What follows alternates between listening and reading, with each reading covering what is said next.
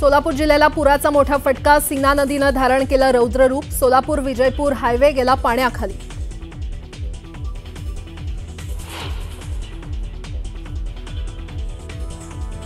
बीडमध्ये पूरग्रस्त भागात अजित पवारांकडून पाहणी दौऱ्याला सुरुवात। बीडच्या हिंगणी खुर्द परिसरात पूरग्रस्त भागात अजित पवारांकडून पाहणी।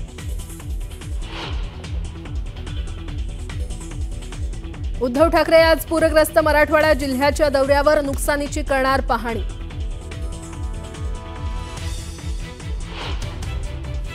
सकाळी 6ला सुरू केलं बाळा मी करमळ्याला, म्हणजे जे काम करतं ना त्याची बघा नव्हता। पाहणी करताना अजितदादा पूरग्रस्तांवर संतापले। कर्जमाफीच्या मुद्द्यावरून तरुणांनी विचारलेल्या प्रश्नावर अजित पवारांचा त्रागा।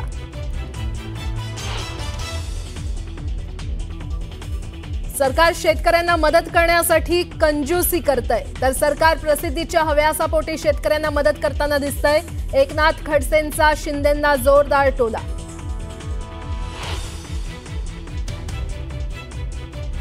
सरसकट ओला दुष्काळ जाहीर करा। एकरी किमान 30,000ची नुकसान भरपाई घोषित करा। केंद्रानं बिहारप्रमाणे महाराष्ट्राला मदत द्यावी। राज ठाकरेंचं मुख्यमंत्र्यांना पत्र।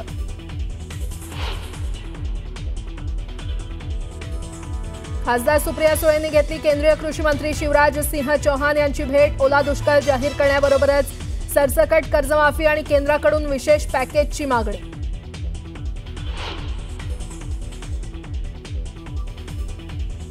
भाजपसह शिवसेनेचे मंत्री आमदार पूरग्रस्तांना मदत करणार। 1 महिन्याचं वेतन पूरग्रस्तांच्या मदतीसाठी देणार, तर राष्ट्रवादीचेही सर्व मंत्री खासदार आणि आमदार सीएम सहायता निधीला देणार। बीड जिल्ह्यातील अतिवृष्टी आणि पूर यामुळे शाळकरी मुलांची व्यथा मन हेलावून टाकणारी आहे। दप्तर, शालेय साहित्य, कपडे सगळंच पुराच्या पाण्यात वाहून गेलंय। मोलमजुरी करून आई वडिलांनी घेऊन दिलेलं शालेय साहित्य पुराच्या पाण्यात वाहून गेलंय। त्यामुळे पुढचं शिक्षण कसं करायचं असा प्रश्न मुलांसमोर उभा ठाकलाय। यामुळे या शाळकरी मुलांनी थेट मुख्यमंत्र्यांकडेच मदतीचं साकडं घातलं। बीड जिल्ह्यामधल्या माजलगावमध्ये आहे आणि माजलगावमध्ये देखील पावसानं थैमान घातलेलं आहे, हाहाकार माजवलेला आहे। अनेक लोकांची घरं या पुराच्या पाण्यामध्ये वाहून गेलेली आहे।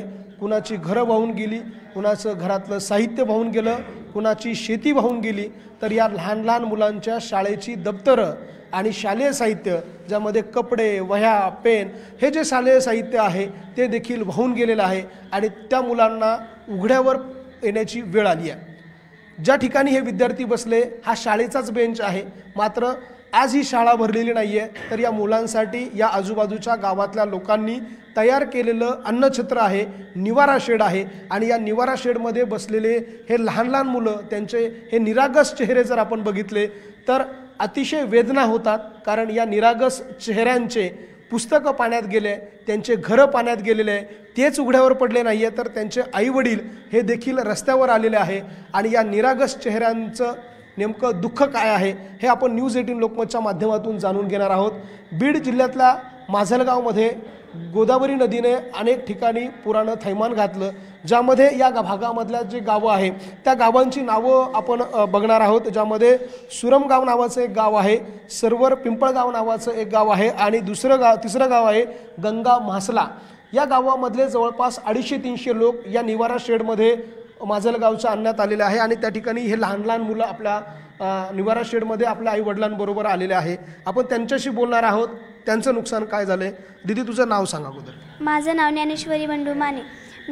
मी इयत्ता 8वीत शिकते आणि आमच्या शाळेचे नाव परमपूज्य चिंतामणी महाराज माध्यमिक विद्यालय गुंज खुर्द येथे शिकत आहे। मला हे सांग, तुझं घरी कोण कोण राहतं? माझ्या घरी माझे वडील, आई, मी, माझे मोठी बहीण आणि छोटा भाऊ। तुमचं काय नुकसान झालं या पुराच्या पाण्यामध्ये? आमच्या शाळेचे दप्तर वगैरे सगळं पाण्यात गेलेलं आहे आणि शेतीचंही फार नुकसान झाले। धान्यसुद्धा पाण्यात गेले, आमच्या घरात पाणी शिरले, आमचं फार नुकसान झाले। तुझं शाळेचं दप्तर कुठे? आमच्या शाळेचं दप्तर सगळं पाण्यात आहे, घरातच होतं पण पाणी आल्यामुळे ते सगळं भिजले। मग आता कसं करणार बाळा?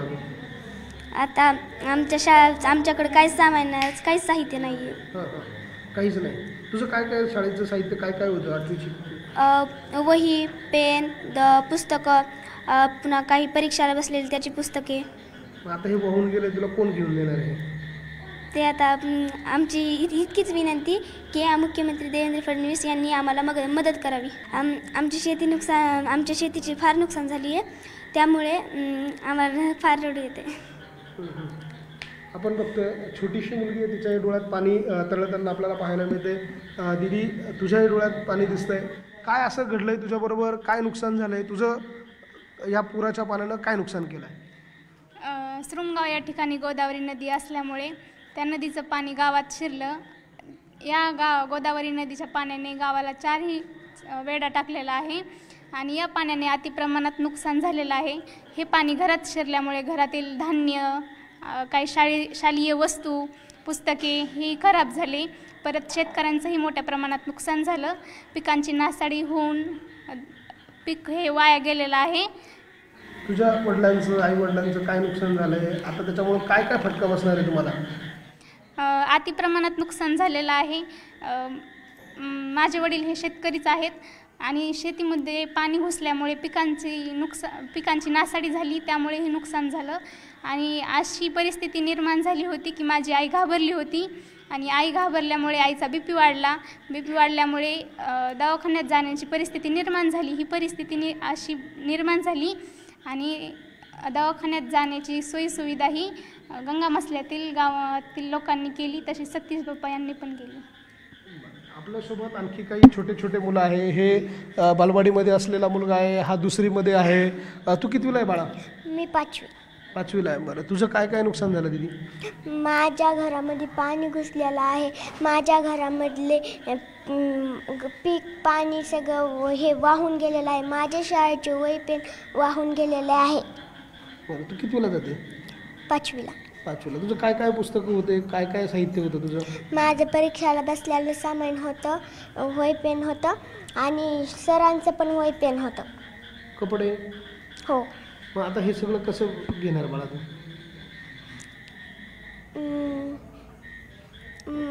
श्रुंगाव आपल्या मसल्यावाल्यांनी मदत करावी.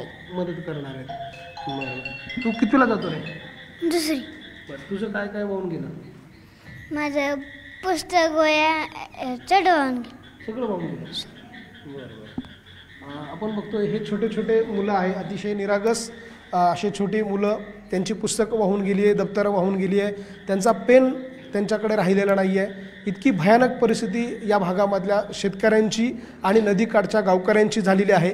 मात्र असं सगळं असताना शेतकरी हवालदिल झालेला आहे. इथला लहान लहान शाळकरी विद्यार्थी हवालदिल झालेला आहे.